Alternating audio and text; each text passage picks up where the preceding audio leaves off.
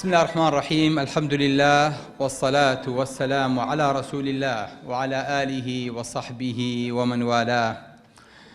عزیزان و خۆشەویستان، لەلاو نیشانێکە دوانزە لەسەر دوانزە دەینە خزمەتتان. ئەویش باسێکی مەولودتان بۆکەم، باسێکی یادی لە دایکبوونی پێغەمبەرتان بۆکەم صلی الله عليه وسلم، کە بەڕاستی من هەر پێم ناخۆشە، کەلیمەکەم پێ ناخۆشە، لەگەڵ ئەو نانویشانەیان نیم. یادی لە دایکبوونی پێغەمبەری خوا صلی الله عليه وسلم. بەڕاستی بەڵێ لای من مانگێکی زۆر خۆشە، مانگێک کە هەر بە تەبیعەتی حاڵ دڵمەکرێتەوە، مانگێک کە حەز ناکەم کوردستانی تیا بەجێ بێڵم، مانگێکە خۆشیەک دێ بە دڵما وەکو ئەوەی کە خۆشەویستێکم لەو ڕۆژەیە لە دایک بووبێ. یادی خۆشەویستێکی زۆر گەورەم بکەمەوە، لە خزمەتی کەسێکی زۆر گەورە و نزیکی خۆما بژیم. بەڵام چەند یادەکەم بەلاوە خۆشە، ناوەکەم ئەو نە بەلاوە ناخۆشە. یعنی چی؟ یادی لە دایکبوونی پێغەمبەری خوا. بەڕێزان، یاد بۆچی ناوەندێ؟ بۆچی ڕۆژێک دانراوە پێڵێن ڕۆژی مامۆستا، ڕۆژێک دانراوە پێڵێن ڕۆژی دایک، ڕۆژێک دانراوە پێوتێ ڕۆژی سەوزایی، ڕۆژی خاوێنی، ڕۆژی ژینگە، ڕۆژی ئاو. ئەم ڕۆژانە بۆ ئەوە دانراون بۆ ئەوەی کە ئینسان بە درێژایی ساڵ ئەم شتانە لە بیرەکە. تۆ بە درێژایی ساڵ لە خزمەتی مامۆستایەکە قەدری نازانیت، بۆ ئەوەی کە بێتە بەر چاود ئەم مامۆستایە لە ماوەی ئەم 12 مانگەیە چی پێشکەش کردووی، تەنانەت لە هاوین و لە پشوەکانیشا چ خزمەتێکی گەورەی کردووە. ڕۆژێکیان داناوە تۆ هەست بە گەورەی ئەم زاتە بکەیت، ئەم مامۆستایە بکەیت. دایک کە خزمەتی هەمومانەکات و هەمومانی گەورە کردووە، بەڵام کەسمان پێ نازانین. وەکو ئەو دارەیە کە لە ناو حەوشەکەیان ڕوانومانە، وەکو ئەو دارەیە کە لە ناو ماڵە و سەوزایەکەمان پێبەخشێ، وەکو ئەو ئۆکسجینەیە کە هەڵێمژین لەگەڵای دارەکانەوە. بەردەوام خواردن و بەردەوام تاقەمانەیاتێ بەو پەڕی دڵسۆزی و بەو پەڕی دڵی دایکەوە. مەگەر خوا بزانێت دڵی دایک چەند گەورەیە، مەگەر خوا بزانێت دڵی دایک چەند عەزیمە. مناڵ چەند ڕۆژێ نەخۆشە کاتبوو بۆ عەیادەکە گریا، زۆر دڵم بۆی بێتاقەت بوو. وتم کچم بۆ چی ئەگری، خۆ تۆ نەخۆشی خراپت نییە؟ تی بەخوا کاک دکتۆریەکێ دانیشتی بوو لە دەرەوە لە دایکمە چوو خوعافی کە. سوبحان الله، بەبینینی کەسێکە لە دایکی چوو ئەم دڵی لێرە جۆشاوە. بەڵام هەتا دایکی لە ژیانا بووە، لەوانەیە ئەم سۆز و ئەم عاتیفەی بۆی نەبوو بێ، ئەم خۆشەویستیی بۆی نەبوو بێ، هەستی بەم نزیکیە نەکرد بێ، هەستی نەکردووە شتێک هەیە پێوتێ داڵدا، پێوتێ دایک، پێوتێ باوش، پێوتێ گەرم و گوڕی، هەستی بەمە نەکردووە، هەستی نەکردووە کەسێکەیە لە پشتۆ بەردەوام دوعای بۆکە. بۆیە ڕۆژێکیان داناوە نەک لە ئیسلامە، لە دەرەوەی ئیسلام، پێوتێ ڕۆژی دایک. بۆ ئەوەی کە کوڕێک لە ئەوروپا دایکی بیر کەوتەوە، ئەو ئەزان ئەمڕۆ ڕۆژی یادی دایکە، بەڕاستە بەڵێ ئۆ دایکم چەند ساڵە نەمبینیوە، تەلەفۆنێکی بۆ بکە یاخود نامەیەکی بۆ بنێرێ بڵێ دایە یادی ڕۆژی دایکت پیرۆز بێ. ئەو ڕۆژە بیری کەوێتەوە بڵێ دایکە ئەگەر مەجالم هەبوو لە پشوەکەیە سەرێکت لێ ئەدەم، ئەگەر نەمتوانی بە بەریدا گوڵێکت بۆ ئەنێرم، یاخود دایکە خۆشمەوێیت. یاخود لە یادی دایکە هەموو کوڕوکچەکان کۆبنەوە لە ماڵێکا و بەحساب یادی دایکەکەنەوە، ئەو خەریکی مۆبایڵەکەیەتی، ئەو خەریکی مەسلحەتێتی، ئەو خەریکی ئیشێتی، ئەو خەریکی خۆجوانکردنێتی، ئەو خەریکی ئینتەرنێتێتی، ئەو خەریکی قسەیە. لە ئەخیرا تەنها دایکەکەمان دووە بێ بە عەزیەت و شت حازرکردن بۆ ئەم کۆمەڵە میوانی کە کۆبوونەتەوە لای و هەرێکەوە خواحافیزیەکاتەوە چێتەوە ماڵی خۆی. غەیری ماڵ پیسکردن و ئەرک و برک هیچ بۆ دایک بەجێ نایەڵن. ڕۆژ دانراوە بۆ ئەوەی کە تۆ قەدری شتێ بزانی کە لە ساڵەکە بیرێ چۆتەوە. ڕۆژی ژینگە، یعنی لەم ڕۆژە ئاگاد لە ژینگەکەت بێ، دنیا پیس مەکە، ئەو غاز بکە بەناو ئەم ژینگە و بەناو ئەم هەوا پاکەیە، ئاگاد لە سەوزکردنی بە دەرگاکەت بێ، ئاگاد لە سەجادەکە بێ، ئاگاد لە ژینگە بێ، ئاگاد لە خاوێنی بێ، شت فڕێمە دەرەوە. بۆیە ڕۆژێ دانراوە کە تۆ بیت قەدری ئەم شتانە بزانی. واتە ئەم ڕۆژانەی کە دائەنرێ لە تەمەنی ئینسانە بۆ یادکردنەوە و بیرخستنەوەیە. ئەجینا ئافرەت هیچ کاتێکە لە ماڵەوە ئیشەکات ڕۆژێکی نییە پێی بوترێ ڕۆژی ئیشکردنی ماڵ. بۆ چکە بەردەوام ئافرەت لە ماڵەوە ئیشی خۆیەکە هیچ کاتێکیش لە بیری ناچێ ڕۆژێک نییە ناوی ڕۆژێک بێ ڕۆژی ساوە ڕۆژی منداڵی ساوە بۆ چکە دایک ناتوانێت بە لەحزە شاو لەسەر منداڵی ساوە غافڵکە چ جای ئەوەی کە ڕۆژی ئاگای لێ نەبێ لەبەرەوە بەردەوام دایکە کە ئاگای لێیەتی پێویستی بە ڕۆژی یادخستنەوە نییە ڕۆژێک نییە پێی بوتێ ڕۆژی مۆبایل چونکە ڕۆژانە تۆ لەگەڵ ئەمەیان مامەڵاکەیت ناشتوانی بێ ئەمە بژیت تازە بۆ بە زەرورەتێکی حەیات ڕۆژێک نییە پێی بوتێ ڕۆژی سەیارە چکە تۆ هەموو ڕۆژێ بەکارێهێنیت هەموو ڕۆژێکیش قەدرێزانی هەموو ڕۆژێکیش لە بیرتە کە پەکێکەوێ ئەنجا ئەزانی چەند پێویستت پێی بووە بۆیە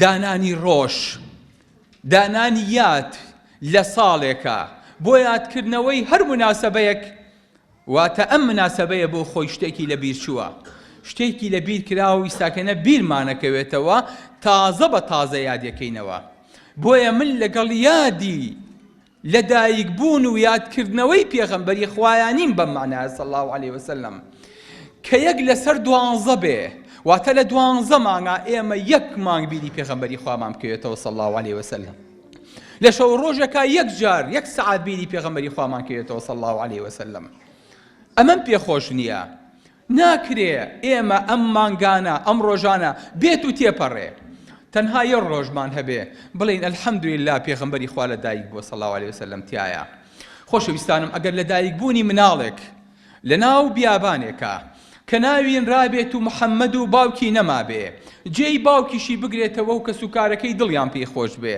کە نیزەکێک لە بەرخاتری ئەم ئازاد بکرێ هەموو دەوری و بەرەکەی بەرەکەت بێت و ئامینە بێت و عەبدوڵڵا بێت و سوەیبە بێت و هەموو ئەم دەوروبەری پێغەمبەری خوا صلی الله علیه وسلم ناوانێکی خۆشیان هەڵگرت بێ کە علامەت بێ لە شیفا و لە بەرەکەتی پێغەمبەری خوا صلی الله علیه وسلم بۆ سەر ئەم ئەرزە هێشتا هیچ نابەخشێ ئەگەر پێغەمبەری خوا صلی الله علیه وسلم ئەوەی کردی بۆ دین ئەوەی هەڵبژێرا لایەنی خوای گەورەوە نەیکردایە واتە پێغەمبەری خوا صلی الله علیه وسلم بە ڕیسالەکەی بە پەیامەکەی بە قورئانەکەی بە دینەکەی بە تێکۆشانەکەی بە لێبڕانەکەی بە هەوڵ و ماندووبوونەکەی کە نەوەستا خەوی نەبوو ئیسراحەتی نەبوو هەتا وەکو ئەو دینەی لەو جزیرە بچکۆلەیەوە لەو شوێنە تەسکەوە لەو مەککەیەوە لەناو ئەو هەموو شاخ و بەستەڵەکەوە هەرچی بربەست پوشکانی گەیانی ئەم کوردستانە شیرینە واتە پێغەمبەری خوا صلی الله علیه وسلم هەوڵەکانی ماندووبوونەکانی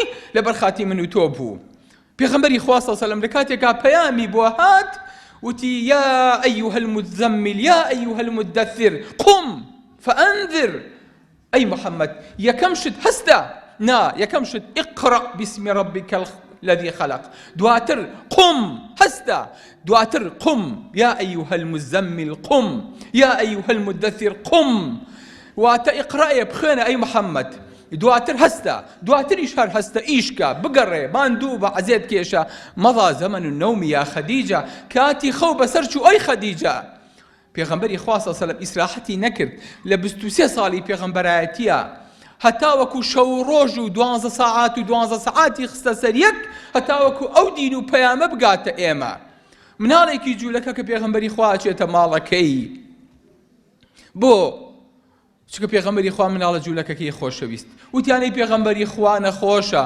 پێغەمبەری خوا چوو بەدەمێ و چوو بۆ ماڵەکەی بۆ ماڵی کابرایەکی یەهودی پێغەمبەری خوا بینی منداڵەکە گیانەدا خۆی توانی دوعای بۆ بکا و شفای با خوای گەورە بەڵام فەرمووی قل لا إله إلا الله بڵێ لا إله إلا الله پێغەمبەری خوا منداڵێکی بۆ چیە کە بەیانی دەنگی بۆ نادا بەیانی چەکی بۆ هەڵناگرێ بەیانی بەردێکی بۆ ناخاتە سەر بەرزێ و سوور ئەزانێ ئەمرێ فەرمێ بڵێ لا إله إلا الله ئەی مناڵ بڵێ لا إله إلا الله باوکی وەستا و منداڵەکە وەکو ئیزن لە باوکی وەرگرێ سەیری باوکێکە چاوبەرز ئەکاتەوە چاوی ئەخیر بۆ باوکی ڕمانێ باوکیشی ئەڵێ ئەطیع ئەبەلقاسم بەجێی محەممەد کە بەجێی ئەبەلقاسم کە منداڵەکە پێشەوەی کە گیان بکێشێ پێشەوەی کە آخر دەمی بەیەکا بە فەرمی ئەشهەدو ئەن لا إله إلا الله وأشهد أن محمدا رسول الله ئەم کەلیمە جوانە، ئەم واتە گەورەیە، ئەم چیەوە ئەخاتە سەر زمانی. پێغەمبەری خوا صلی الله علیه و سلم لە ماڵەکە دەرەچێ پێکەنێ، دڵی زۆر خۆشە. ئەڵێی منداڵەکە چابۆتەوە، فەرمێ الحمد لله الذي أنقذه الله بي من النار. سوپاس بۆ ئەو خوایی بەهۆی منەوە لە ئاگر ڕزگاری کرد. سبحان الله، منداڵەکە مردووە بەڵام لە ئاگر ڕزگاری بووە. پێغەمبەری خوا دڵی بەوە خۆشە کە منداڵێکیش نەچێتە ئاگرەوە، منداڵێکیش بەهۆی کوفر و باوکو و دایکەوە بەرەو ئاگر نەچێ و تازیب نەدرێ.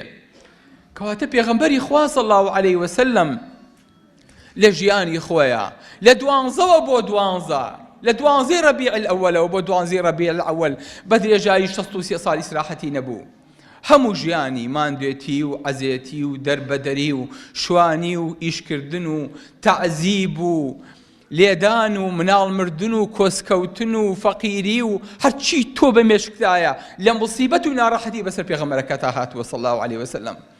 بەڵام ڕۆژێ لە ڕۆژان چۆکی دانەدا، ڕۆژێ لە ڕۆژان بێتاقەت نەبوو، ڕۆژێ لە ڕۆژان پێی ناڕەحەت نەبوو. چکۆی زانی خوای گەورە پێیە فەرموویە وَلَسَوْفَ يُعْطِيكَ رَبُّكَ فَتَرْضَى.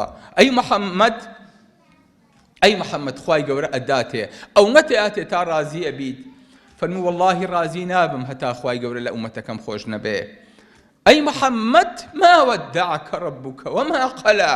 ئەی محەممەد خوای گەورە واسی لێ نەهێناویت، خوای گەورە دەستبردارت نەبووە، خوای گەورە ڕقیلێت نییە وەکو کافرەکان ئەیانوت محەممەد خواکەی لێ عاجز بووە ئیتر قورئانی بۆ نانێرێ. خوای گەورە فەرمی والضحى والليل إذا سجى ما ودعك يا ربك يا محمد وما قلى. ما ودعك وما قلى چێ ما ودعك ربك. خوای گەورە چۆن ڕقی لە تۆ بێ محەممەد؟ تۆ هەموو ژیانت بریتیە لەم خۆشەویستیە، لەم عەتفە، لەم سۆزە. خۆشەویستم گەرچی ڕێگات سەخت و هەڵدێر و ئاسەیە، خۆشەویستم گەرچی ڕێگات سەخت و هەڵدێر و ئاسەیە، کە چیچە سات بە ساتێ چێتر پێت بەگوڕترن لەم ڕێیە. خۆشەویستم ئەتۆ نور و تەوحید و ڕەحمەتت پێیە، کە چی جەزیرەت العەرەب هەزاران ئەبوو لە هەبوو، کەعبەت اللهش 360 بتی لێیە. خۆشەویستم ئەتۆ خۆشەویستی خودات لە ئامێزە، پڕی سینەت سۆز و خۆشەویستی و ڕێزە، کەچی ئەبوو جەهلی دێزە لوتی لە تەوقی ئاسمان و سەریشی بۆ لات و عوزا لە ئەرزەیە. ئەمە مێژووی ئێستا و ڕابردوو داهاتوو، وا تێ نەگەن ئەم ململانەیە نوێیە. چاوتان تیژ و وەرە بەرز و ڕێگا ڕۆشن، ئاشکرایە سەرنجامیش سەرکەوتنی هەتایی بۆ چێیە. بڵێ پێغەمبەری خوا صلی الله علیه وسلم ئاوا هات ئاوا ڕۆی ئاوا تێپەڕی لە ماوەی 23 ساڵە دنیای گۆڕی بە دنیایەکی تر. لە ماوەی 23 ساڵە خەڵکێکی شوانی پێپەتی نەخوێنەواری دواکەوتووی بەدپەرستی هێنای کردی بە شوانی ئومەتان، کردی بە قەومێکی خوێنەوار، ئیقرا بوو بە سەرمەشقی هەموو سەحابەکان. بەڵێ وصلى الله على ئەو بەحری نوری علم و عرفانە کە دەرکی غەوری ناکا غەیر و علم الله سبحانه. تعالى الله بەدوو دەهبوو کە هەردوو عالەمی داگرت، بنازم بەم کەماڵی عەزم و حەزم و شەوکەت و شانە. بەدوو دەیبوو پێغەمبەری خوا صلی الله علیه وسلم ئەم دینی هەمووی ئاوا بڵاو کردە و ئاوا گەیانی و ئاوا بۆی ماندوو بوو. عەیبە، شوورەییە، شەرمەزاریە ئێمە لە ساڵە جارێکە یەک لەسەر 12 بیری پێغەمبەری خوامان کەوێتەوە. قەسەم بەخوا ئەوەمان کە یەک لەسەر 12 ژیانی پێغەمبەری خوا لە بیرەکات و لە یادەکات وەکو ئەوەیە 11 لەسەر 12کەی تری لە بیر کرد بێ، واتە لە 12یەکی هێناوە. ئینسانیش قەت یەک لەسەر 12 دەری ناچێنێ. بۆیە ئەبێ ژیانی ئێمە 12 لەسەر 12 بێ.